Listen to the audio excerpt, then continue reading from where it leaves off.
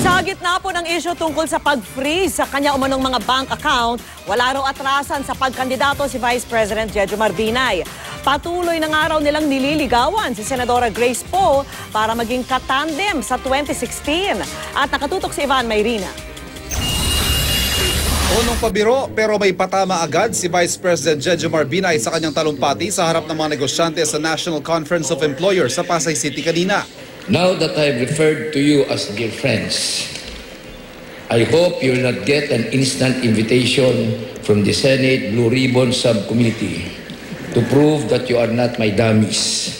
It is also my prayer that your bank accounts will not be subjected by AMLA to a freeze order solely on the basis of our friendship and association, or the fact that you are in the same room as Dojo Binay.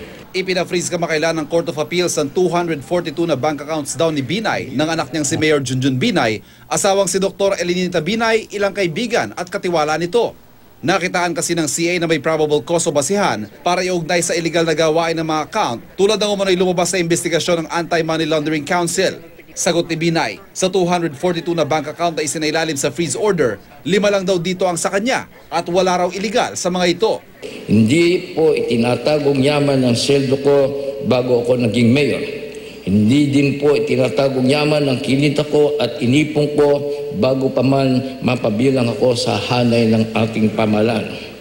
Hindi po itinatagong yaman ang kinita namin sa aming mga pagiging doktora ng aking asawa at pagiging abogado ko at pagtuturo ko sa iba-ibang eskwelahan. Dati nang sinabi ni Binay na bahagi ito ng paninira sa kanya ng Partido Liberal, lalo't palapit ng eleksyon. Pero sabi ngayon ni Binay, hindi matitinag ng isyong ito ang kanyang planong pagkandidato. Pagka pumapasok ako sa kung anuman, hindi ako marunong umatras niya.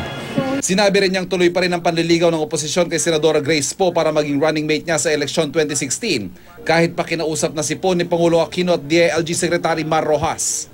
Ivan Mayrina, nakatutok, 24 Oras.